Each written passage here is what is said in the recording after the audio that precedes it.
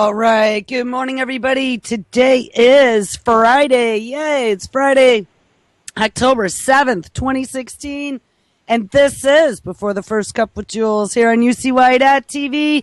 Happy Friday, everyone. It is a very pleasant 62 degrees, partly sunny here in upstate New York. It's supposed to be another wondrous day. And then it's going to get cold this weekend.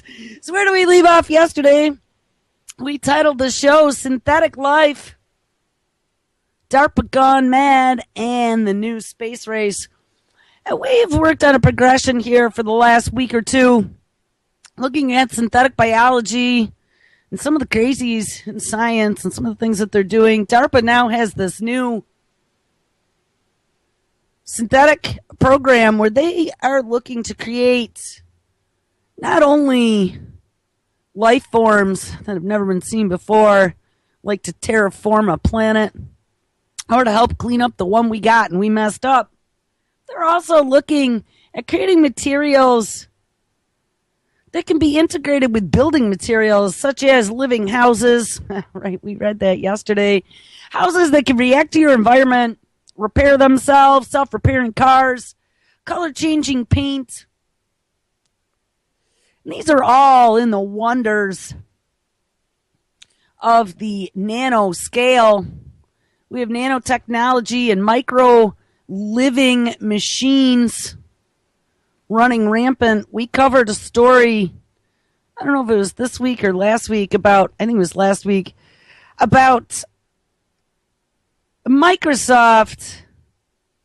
and Zuckerberg both came out a week or so ago talking about how, of course, they're going to cure all disease. There was Zuckerberg.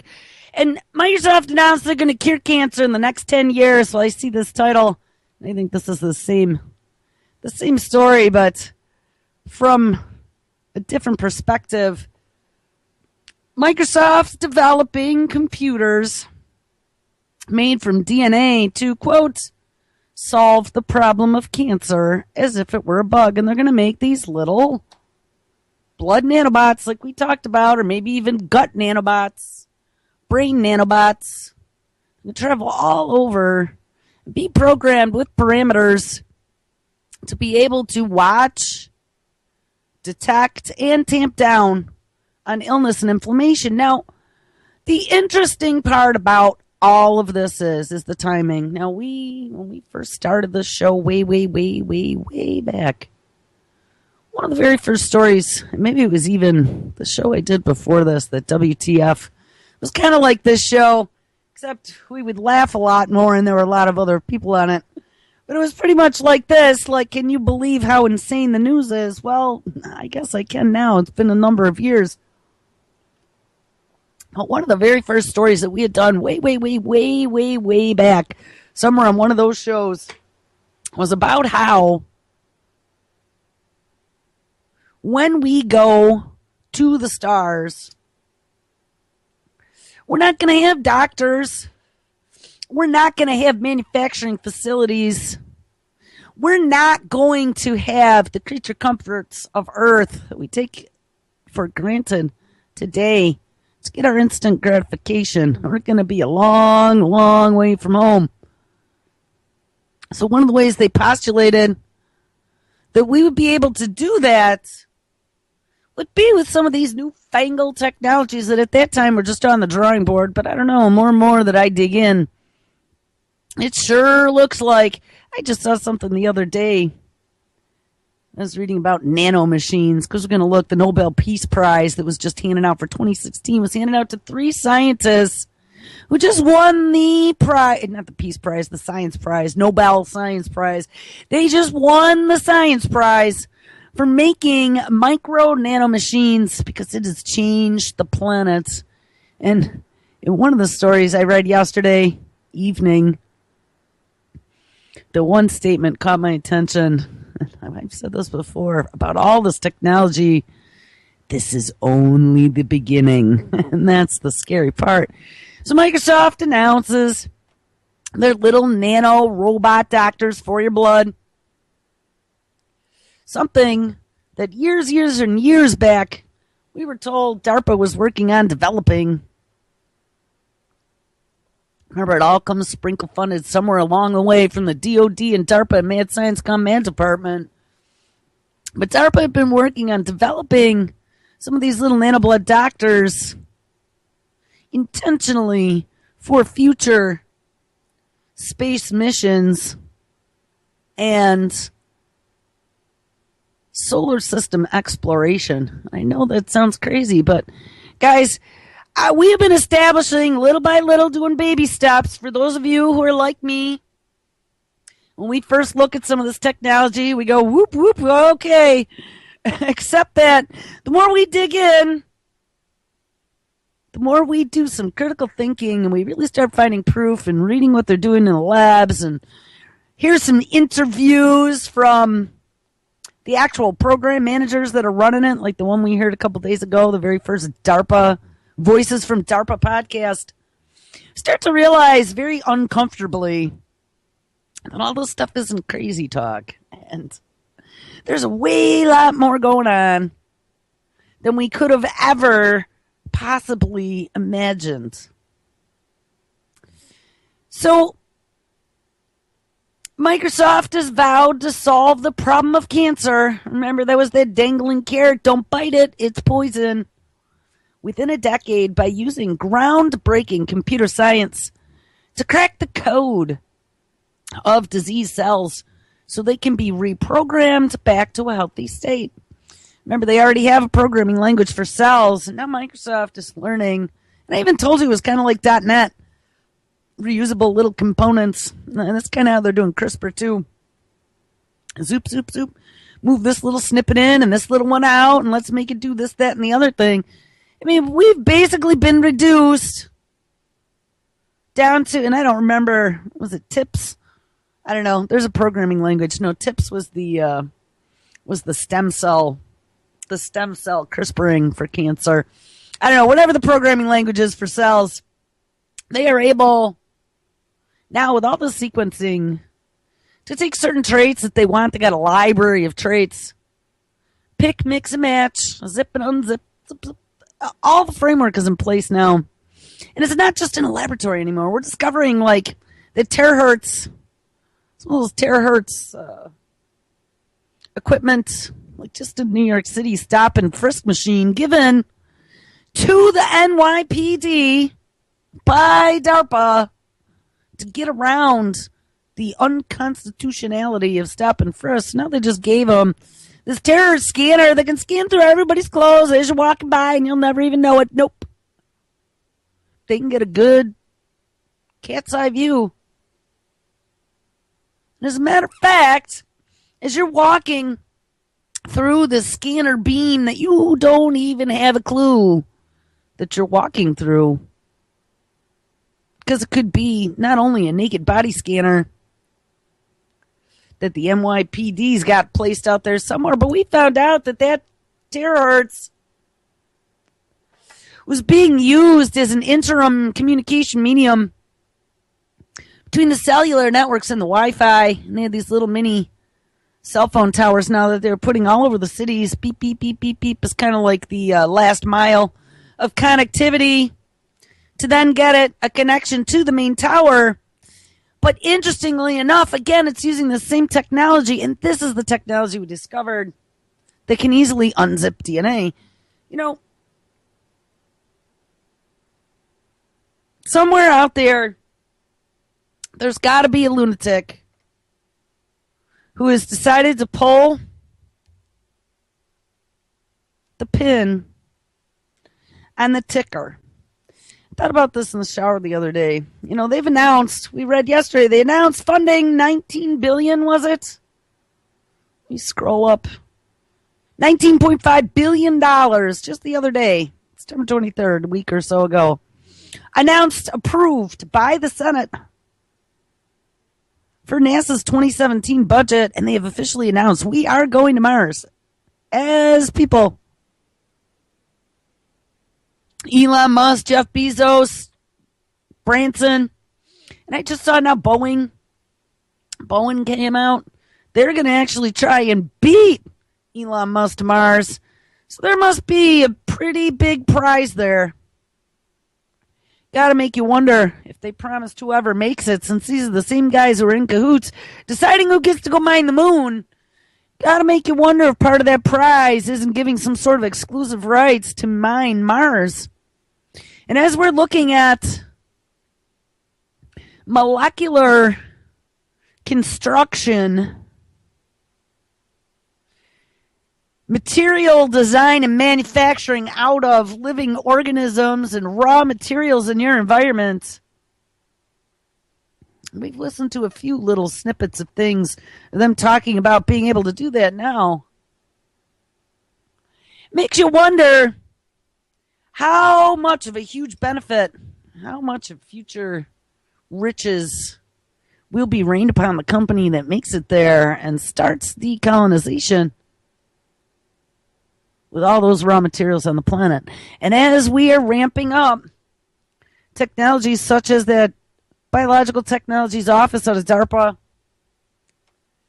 that is about all things weird and wacky, like this ability to build homes out of biological materials, houses made out of teeth and bone.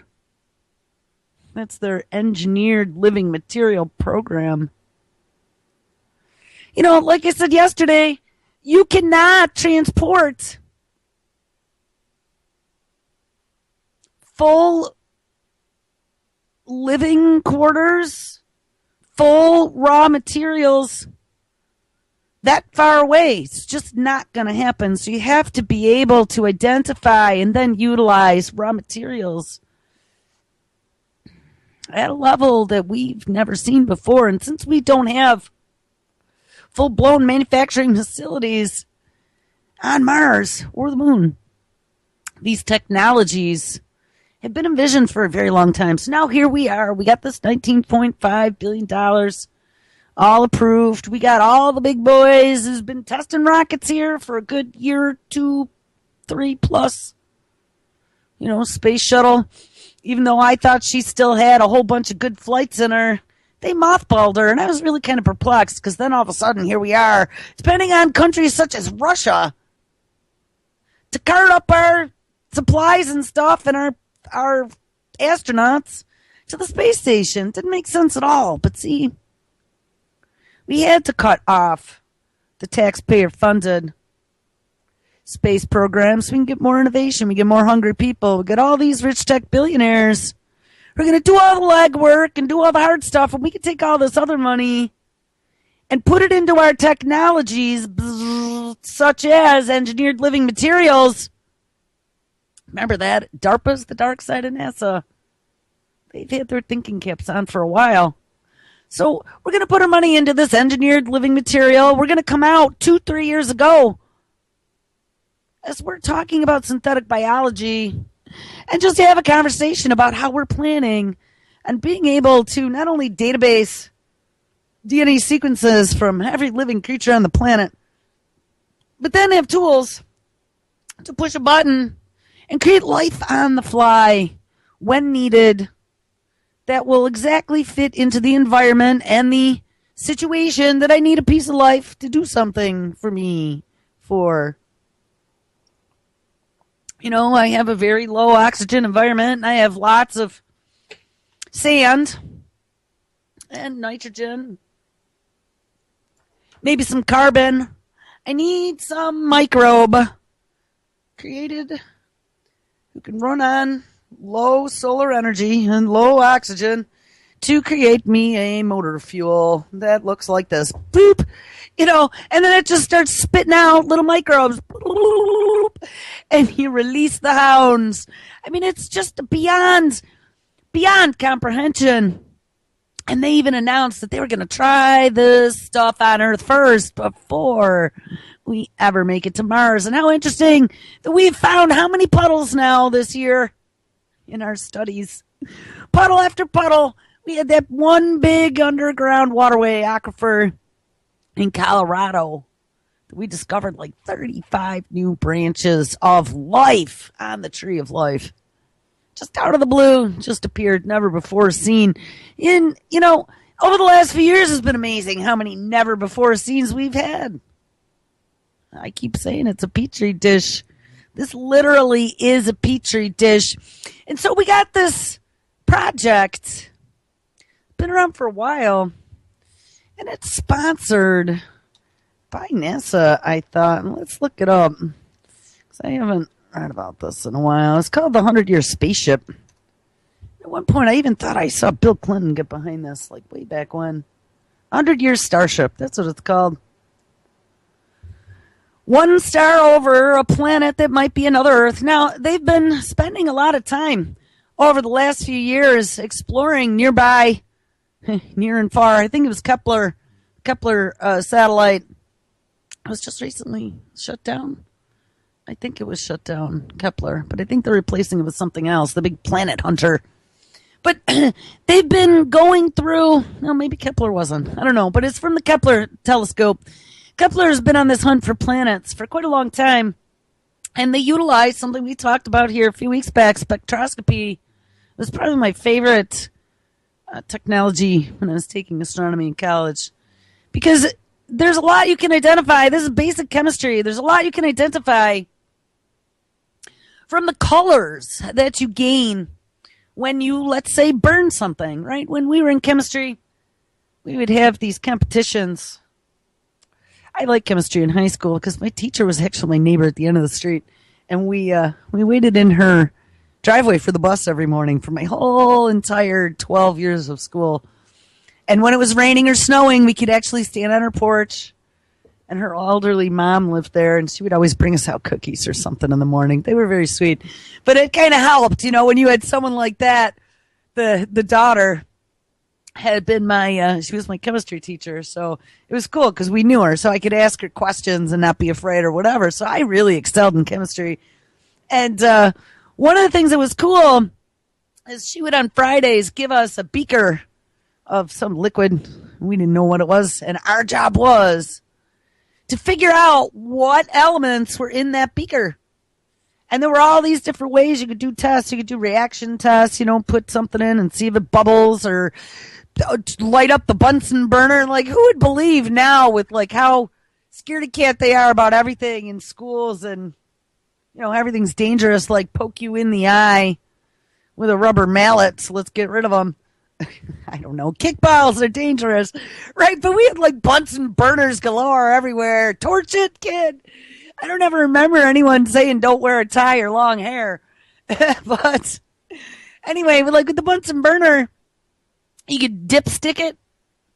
I don't even remember how we used to do the test, but I would imagine or maybe you take a pipette, you'd suck it out of the beaker and you put it into a petri dish, and then you set it over the top of the Bunsen burner. And no, actually, you had to put it on a strip or something and burn it right in the flame, because the colors would burn. And if you had green, you'd be like, oh, I got copper. And if you had yellow, you'd be like, oh, I see sodium, and you would be able to come up with some cursory understanding of what substances were in this liquid beaker. Well, that's pretty much the same sorts of technologies that they use in space, except they're not burning things.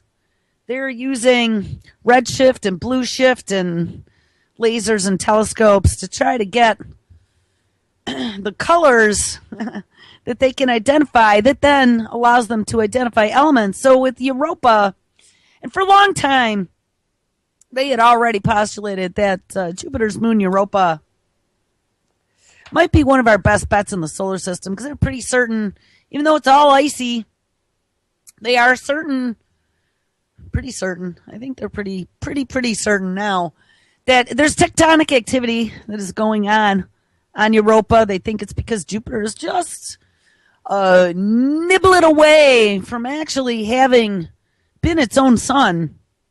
There's a certain terminal volume size, and I don't remember what that is, but when a planet or a heavenly body is being created, there's a certain size and certain chemicals, and if it reaches a certain size and it has certain chemicals in it, well, woof, it could become a sun like ours. And Jupiter is just a little too small, or doesn't have a little of something. I don't know, guys. It's early, but look it up. You'll read about it. I mean, there was a whole part of astronomy was learning all the different types of stars and heavenly bodies and what it took to become, one thing like one type of star over another that could become a supernova versus, brown dwarf in the future. But anyway, Jupiter has its own gravitational field, and it's got this huge number of heavenly bodies that are rotating around it as satellites, as little moons. And I mean, remember when we were kids, Jupiter was always my favorite, just because of all the pretty colors and the big storm. I remember one of the very first missions, maybe it was Voyager. I think Voyager was the one that went out to the edges of the solar system. It's still going, by the way. And that's the one with that record on it that gives the map as to where Earth is. We're going to talk about that, actually. That record just came up in the news. But I think it was Voyager. When Voyager went past Jupiter, and took pictures. And those were some of the very first pictures that we were able to get back. And then we had Hubble. And they got some good Hubble pictures as well. But I had a bookmark. Trying to think. It must have been the 80s. The bookmark was in color. And it was some of the very first pictures we as humans had ever seen of Jupiter. They were amazing. I coveted that bookmark. And then I started learning about Jupiter's moons. And at that time, I think there were only 9 that we had identified. We're talking probably mid-80s.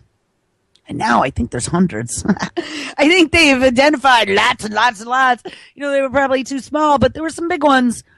And one of the things that struck me is that they had come out way back when. Remember Thomas Dolby, Europa and the Pirate Twins? This is, again, another one of my favorite tunes. I really think they were, I don't know, when I look back to the 80s, I think we were being pre-programmed. Pre-programmed for the space mission, pre-programmed for technology, pre-programmed for merging with the machine. Once they kicked this party off, and I think this party's been kicked off, but Europa always stuck in my mind. Jupiter and Europa as two places that were very close to me. They meant something to me. Well, they announced NASA had a live Q&A last week. I watched it. Big announcement. And they utilized spectroscopy to analyze these 2 plumes that they've found now a few times in pictures, these plumes coming out of either pole of Europa, and discover that they're made of hydrogen and oxygen. Well, ding, ding, ding. Hydrogen and oxygen, see, they were sure it had ice on it. They're pretty certain there's tectonic activity because it is rotating, orbiting around a heavenly body that creates a magnetic field and gravity that causes the tectonic activity, which means that there is heat somewhere down inside of Europa. And with the ice on top, they had postulated that they had water under there, and lots of it. And you know what? If you were on a Kepler, get off this rock, new planet, new Earth 2.0 hunting mission, the one thing that you're going to be looking for is H2O. Bing! And they've proven they're pretty 99.99% certain with some of these newest spectroscopic observations.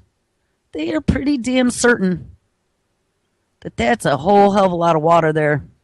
And if they got water and they got heat, started thinking, my dad going down to Antarctica, we found out that the whole Antarctica mission was like in preparation, see what would happen, see what humans would do in isolation for long periods of time in preparation for going to the moon.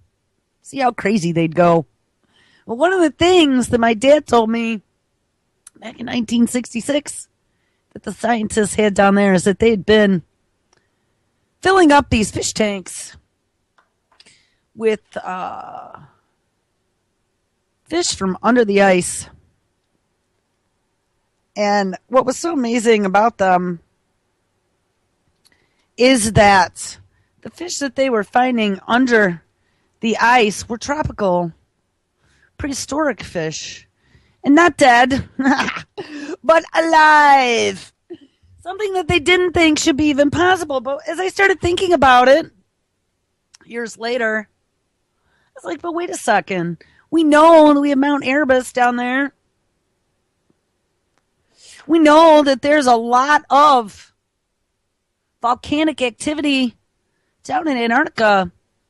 And there's got to be volcanic vents underneath that very cold water that probably creates a little utopic environment for these fish where they are trapped. Let's say underwater, you got a little underwater volcano spewing out all kinds of chemicals and heat in a column. And any of those fish that were ever in there, born, died, reproduced, born, died, reproduced, right? I mean, generations, millions of years they've been doing this. They've been stuck in this one little column of heat. As soon as they venture out of there, it's icy, icy cold. And there's big, scary sea creatures out there. So you're not going to make it. So they had, back in the 60s, they had these fish tanks filled with these tropical, prehistoric fish that hadn't had any type of interaction with the outside environment. They hadn't changed any in millions of years. And we say, how is that possible? Well, I don't know. I thought it was last year, maybe the year before. They just, like literally just announced in one of the science publications that they found tropical fish under the ice, prehistoric tropical fish under the ice alive in Antarctica. Now, we're talking 50 years later. 50 years later, they finally announced something that I've heard as a story my whole entire life.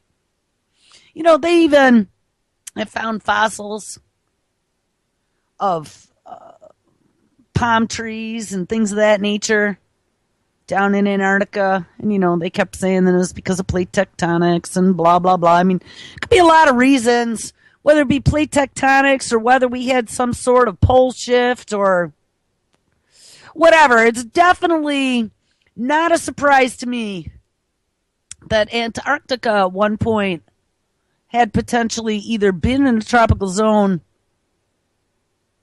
or has migrated to a tropical zone. But what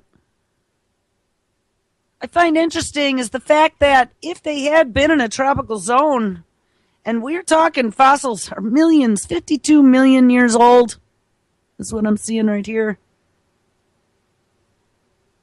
And if those fish had been living there and all of a sudden there was a big flip of the climate, we went from tropical to extremely not tropical, like minus 120 degrees Fahrenheit. It gets very cold down there. Most of them died except for the little lucky ones who happened to live around these volcanic vents. And then they never knew any better. Well, let's now take what we've learned about Antarctica. And again, Werner von Braun went down 1966, 65 to 66 with his mission to the moon. And we find out that that was all about going to space down there. And now let's draw a dotted line, all the way to Europa. Think about it. We got tectonic activity, probably volcanoes. We got liquid water. We got lots of ice. It would be like a big Antarctica on Europa. And I don't know about you, but I live in the Northeast. We get 9 months of, I don't know, it's been pretty pleasant for October and September. So maybe this year will be a little bit different, but Farmer's Almanac says it's going to be a nasty one. But let's say at least we get 6 months of miserable, miserable weather up here. 3 months of very cold and snow. Maybe 2 months. Maybe 3 months of deep freeze. Hey, I don't want to go live on some icy planet to save humanity because we screwed this one up. But that seems to be the name of the game now. We have tech billionaires investing like crazy. We got the feds investing like crazy. We got black ops working on technologies that are going to further our capability to survive in other places beyond Earth. We got Hawking, Zuckerberg, and that Russian billionaire who are going to finance exploration to Alpha Centauri. We talked about that. There's 2 planets now I saw in Alpha Centauri that they are very serious about, and they want to go check it out. Let's take a look here, CNET. Hawking, Zuckerberg, they don't mention the Russian billionaire Yuri Milner, have a plan to reach Alpha Centauri like soon. Billionaire investor Yuri Milner pledges $100 million to the effort to send a nanocraft, and these are these CubeSats, to our closest neighboring star system. Some of the richest and smartest people in the world are teaming up for a pretty awesome project that literally goes to the stars. Now your question is, why are all these rich people putting so much money on getting off this rock? That's where I wanted to get to. Let's get to this 100-year starship. So there's this plan, 100-year starship. I'd like to see challenges who we are. Let's look at who we are.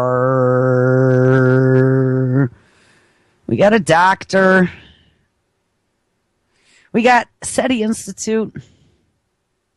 We got, of course, Nichelle Nichols. How weird is that? Uhura is one of the big sponsors of this. Everything that I ever knew I learned from Star Trek. We got the Denver Museum of Nature and Science. We got the UN Education, Science, Cultural Health Advancement Foundation. Metro State University of Denver. Morehouse College, Texas Southern University, Da Vinci Institute for Technical Management, the Greater Houston Partnership, Colorado Space Business Roundtable. It sounds to me like there is a lot of Colorado, Texas, UN, Nichelle Nichols. That's weird. I didn't realize she was a part of this. And these guys think that our future is elsewhere. Take the next giant leap forward. We exist to make the capability of human travel beyond our solar system a reality within the next 100 years. We unreservedly dedicate ourselves to identifying and pushing the radical leaps in knowledge and technology needed, ding, ding, ding, to achieve interstellar flight, while pioneering and transforming breakthrough applications that enhance the quality of life for all on Earth. See, guys, that's what I was saying. We can't leave this planet if we expect to get things from traditional factories and manufacturing. Not going to happen. We don't have the infrastructure. And if you go to another heavenly body and there's maybe 5 of you, you're not going to be making too much in a hurry. So they had to come up with all these new ways, like the replicator. All these new engineered living materials and organic chemistry, mixing it with synthetic and little nanobodies to be able to create things that never were possible at the push of a button. I played an excerpt from a TED Talk at the end of the show 2 days ago. It was titled Design at the Intersection of Technology and Biology. And what she was talking about, actually maybe there's a holiday this weekend for the kids, Friday and Monday. It's going to be really tough. I got all the shows still to do, and she's already waiting up there for me. So it's going to be a hard weekend for me. So maybe Monday, what I'll do is cut that. I only put an excerpt of like 3 minutes at the end of a show the other day because I had to fill some space after having technical problems at the beginning. Maybe what we'll do on Monday is I'll cut that interview so it'll fill the hour. I'll do a little intro, but it's very well worth listening to. And it was only last year. And this woman, I mean, she's smiling. She's very pretty. She's the type of person that you would want to be a saleswoman to go sell mixing technology and biology, to get humans to open their arms and be sucked into the machine, all in the name of saving this race and getting us off this planet. But no, guys, no. Don't take it. Don't step through that door. But the sad fact of the matter is that as we've been looking at gene drives, CRISPR,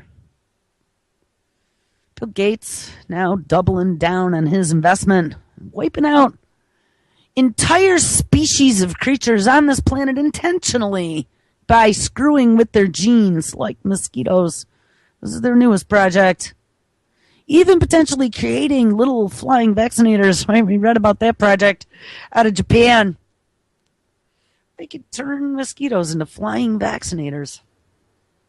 And pushing buttons. Department of Energy, it keeps coming back to the Department of Energy with the synthetic biology report to Congress in 2013.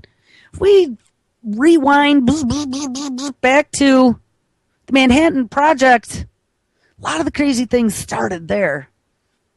And even before Manhattan Project, let's go to some of the beginnings of it. That's where we brought in Operation Paperclip. Werner von Braun and all his cronies. Not only involved with the Manhattan Project, but also the American Biowarfare Program at Fort Detrick, Maryland, where a lot of this mad science gone mad. First and foremost, it was in the name of bioterror, biowarfare, protecting ourselves, creating vaccines then on the defensive posture after we inked that Geneva Convention to no longer make biological weapons. But then we started messing around with the synthetic stuff. And that's where it got super, super scary. Like, biological weaponry wasn't scary before, but now it's synthetic biological weaponry mixed with a dish and a dose of CRISPR. And then add to that biological technology offices. And I just saw that there's another new office within DARPA called Microbial Technology Office. And find out that the DOE has been involved for a very long time, creating microbes that would do things such as, eat up oil in a big Gulf oil spill, something along those lines. Yeah, like that. Fix those environments that are beyond human repair, all in the name of science. Well, we discovered that it takes some time for this stuff to spin out. I mean, this is like a slow moving train wreck that's happening. When we looked at gene drives, and we know gene drives can potentially destroy the building blocks of life from every corner of the planet, A, T, C, and G, soon to be X and Y. And they can actually, with these gene drives, they can push a genetic trait that they want to modify through an entire population, right? Population suppression, or they can eliminate it. Population elimination. And one of the things that they discovered, fruit flies and mosquitoes have very short lifetimes, a few days to a week or so. And so it would be very fast to pass a trait through an entire population of creature that reproduced quickly because the generations only live a week at a time. Bing, bing, bing, bing, bing. So if it took 20 generations or 10 generations for that trait or that elimination to be pushed through the entire population, it would happen within a few months. Humans typically figure a lifetime of a human from birth to reproduction, probably about 20 years, I think, is what they've averaged. It's probably a little bit less now as puberty has been inching to younger and younger ages, which again is another whole problem in and of itself. They don't quite know how that is going to affect us as a species yet. As with any of this technology, we got texting changing our brainwaves in ways that we never imagined. We have children turning into junkie psychopaths that are addicted to dopamine because they've been playing on an iPad or playing Minecraft and has to go for emergency psychiatric support multiple times. And we've seen some disturbing stuff, some really, really scary things that technology is doing to not only our environment, but to our mental health as humans, to our physical health as humans. We are being damaged at an irreparable level now. But don't worry about it. They got the arcs. They got the seed vaults. And they're going to take them with them when they bail. But think about this. So this is what I was thinking about in the shower the other day. With a broad sweep guesstimate of a lifespan from birth to reproduction for a human to be like 20 years. Let's just say, let's use that as a nice round number. You're mature enough to have children at 20, and then your children can grow up and have children at 20, and you're still only 40, and so on and so on. At 20-year increments, that gives us like 5 generations before we reach 100 years. We have 5 generations to push out before a century has gone by. Well, I find it extremely, extremely, extremely interesting that there was a project announced called the 100-Year Starship. It was just recently. I don't know. They're not that old. I mean, this isn't a society that's been around from like the 1960s. I see a copyright trademark date of 2013. So a couple years. I mean, I read about them not too long ago. So we got 100 years to get off this rock. We got all these billionaires dumping all this money in to get off this rock. We even got Boeing now jumping in to get off this rock. We got the Senate approving $9.1 billion to get off this rock. I think that's what that number was. 9.1, not 1.9. Something like that. I don't know. I don't know where the tab is anymore. It's a big amount. Oh, yeah, we're going to Mars. Here we go. Oh, 19. I forgot 10 billion. What's 10 billion between friends? Yeah, $19.5 billion to get off this rock. And when we look at these engineered living material projects and push a button, create life from DARPA type projects, gene driving, that type of stuff, I got to tell you, if you had to ask me for my professional opinion, one of the things in business that my boss always told me he appreciated about me and why I did what I did was because I have the ability to look down timelines. I mean, it's something I've done since I was a kid. Give me all the input, and I can spit you out potential outputs based upon criteria. Just something my brain's been trained to do. If you had to ask me my educated opinion, just with all the craziness that's going on between quote-unquote climate change. I mean, it's not that I don't think the climate's not changing, because it is. The shit's screwed up now. But is this natural or man-made? Is this weather warfare? You know, I wouldn't doubt it. I've seen a lot of evidence that would convince me that there are some issues going on. People trying to manipulate and control the environment to create an artificial scarcity, to create disaster capital. We heard that a long time ago. Somebody had on some big investor. That's what he was talking about, disaster capital. You know, the big boys, the big financial moguls win whether the markets are going up and down, whether or not things are going good, or we are in complete, utter smash disaster. They make money on it all, so they don't really care. They're all building their bunkers. Pigman had a video the other day. Bunkers are up 700% in sales for 2016. And they're all the rich guys. Lots and lots of Hollywood insiders, all underground, by the way, and all luxury.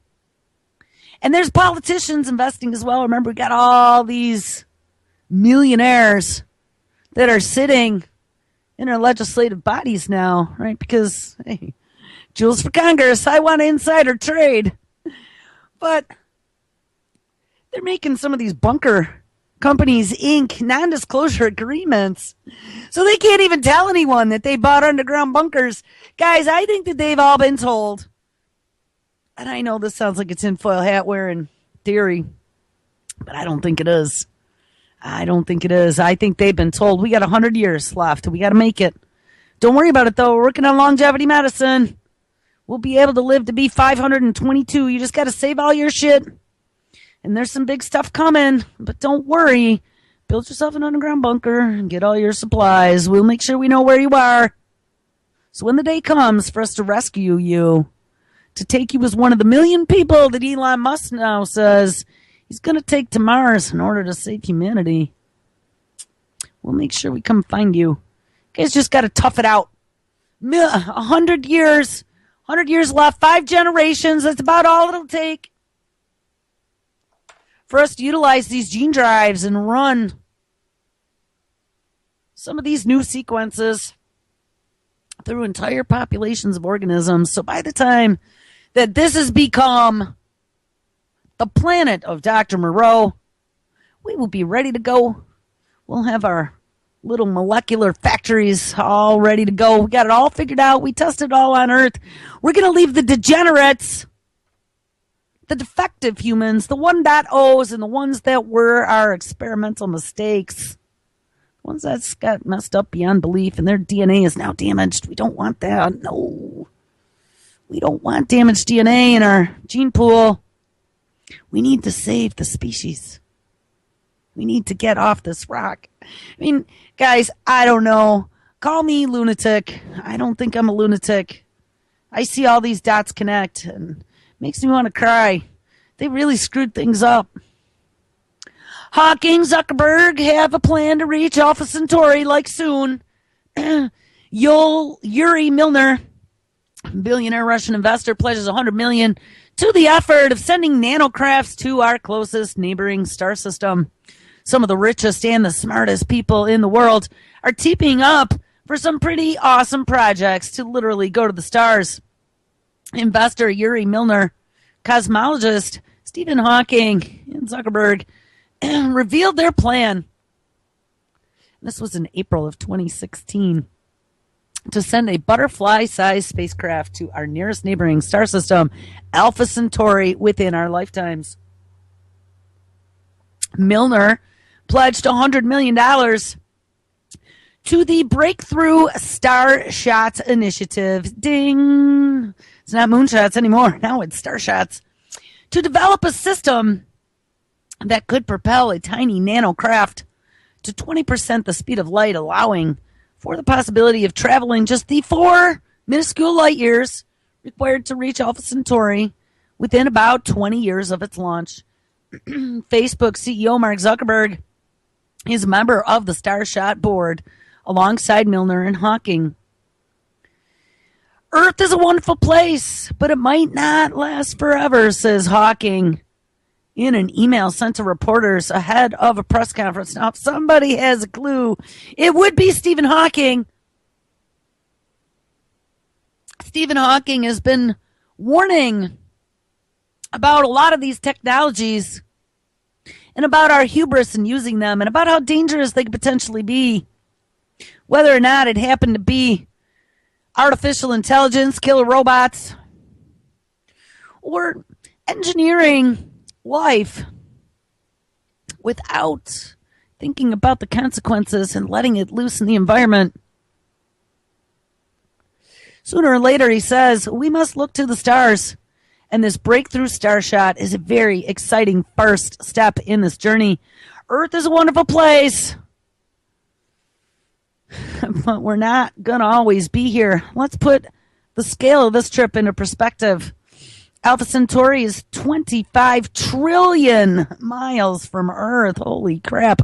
They made it sound like it's a hop, skip, and a jump at 4 light years. But it's a distance That would take 30,000 years to cover with today's fastest spacecraft, but the Starshot Initiative is proposing that this system will get there 1,000 times faster. And Milner says that all the technology now to get to Alpha Centauri either exists or it's right on the horizon. And yeah, they had some sort of new propulsion system where they had a cone. And this cone then had lasers that were pointing back into it. And it would use those lasers pointing in to then create the propulsion shooting out of this cone. And it looked pretty ingenious, actually. Looked like it would really work. The program to be built around technology that uses light to propel a tiny spacecraft that can collect data and images and send them back to Earth. This nanocraft, which can fit in the palm of your hand, will carry cameras, photon thrusters. So there you go. It's not even lasers. It's like photons. A power supply and a navigation and communication equipment. And it'll be propelled by an ultralight and thin light sail. A larger version of this technology was launched this year. And yes, how interesting that it was using that origami technology developed out of the Weiss Institute at Harvard, home of the robo-bees, which will then be pushed by an Earth-based light beaming structure that will need to be constructed. So I guess they're going to have some sort of light laser beam platform up in space or something. Visualize shooting a small sail with a very powerful laser to send a spaceship attached to it, hurtling through space. And that is basically the idea. Starshot's leaders imagine developing ways to deploy a number of nanocrafts that can then be propelled via the light beam on Earth. This research and development effort will be led by Peter Warden, a former director of NASA Ames Research Center. And, you know, that was another thing. After they pretty much shut down NASA, a lot of those very, very, very educated scientists were out of jobs. But don't worry about it, because we have this entire commercialized space program that is now launching. We have all the big rich tech guys involved. We have all this money behind it, from not only industry, but also government. And their plan is to get off this rock within the next 100 years. And as we have institutions that are creating engineered living materials and able to create desktop manufacturing, just like Eric Drexler had always dreamed of, that day is coming. And it is coming very soon. I just saw a story the other day out of ScienceAlert.com, September 29, 2016, making rocket fuel from water could drive a power revolution on Earth, and this is the fuel of the future. Researchers, again, led by what? A former NASA chief technologist. So it's like they took that beehive and poked a big hole in it, and all these NASA engineers now are running around creating little startups and working for rich tech billionaires who want to get off this rock. And they've spurred innovation beyond belief. Researchers led by a former NASA chief technologist are hoping to launch a satellite carrying water as the source of its fuel. This team from here, Cornell University, guided by Mason Peck, wants their device to become the first shoebox-sized CubeSat. And remember, we've talked about CubeSats a whole bunch of times. They're launching them everywhere, and NASA's going to help. So is the Air Force. They're going to be able to monitor and tie the whole world together to the Internet of Everything. And they want their device to become the first shoebox-sized CubeSat to orbit the moon while demonstrating the potential of water as a source of spacecraft fuel. It is a safe, sustainable substance that is relatively common even in space, but could also find greater use here on Earth as we search for alternatives to fossil fuels. But until we develop a warp drive or some other futuristic propulsion system, space travel is likely to rely largely on the kind of propellant-based rockets we use today, or some of those photon, whatever the hell they said, photon propellants, which actually would be kind of cool. All right, well, I guess, shit, I still didn't make it through all the space stuff today, but you know what we're going to do? I have a video here sitting in my queue, and it's Friday. It's only a minute or two, but I can't even find myself. JJ, there we go, Jules. Add Jules to the call. Maybe, I don't know, when I first connected today, my machine had gone into a Skype update shutdown. All right, here we go.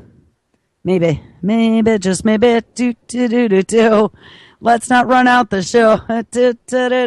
We got another minute. All right, bunker sales. Let me make sure I got volume. Bunker sales up 700% in 2016. Guys, they know it's coming. If you're wondering how our politicians and other super rich people really feel about how things are going in our country right now, then listen to this. Upscale sales at Rising S Bunkers, a company that specializes in fancy underground bunkers, have increased a whopping 700% this year. That's according to Gary Lynch, the company's owner. He told The Hollywood Reporter that actors, pro athletes, and politicians are all investing in high-end bunkers like there's no tomorrow. Literally. For an unnamed Oscar winner, he just installed a 37-room, 9,000-square-foot underground complex in Napa Valley. The bunker includes a bowling alley, sauna, jacuzzi, shooting range, and massive home theater. It cost more than $10 million. Another customer with their own television show just built a $10 million complex of underground mansions in Minneapolis. Lynch has installed all sorts of underground things for rich and famous customers. Swimming pools, game rooms, gyms, greenhouses, you name it. And if you're wondering how all that will continue to work after the apocalypse, the bunkers come with their own power sources, which run air and water filtration systems. But it's not just eccentric actors building luxury bunkers. It's politicians and even Bill Gates himself, guys. All right, everyone have an awesome Friday. Make sure you stick around. Lots of great radio this weekend, and I will catch up with you on Monday. Everybody take care.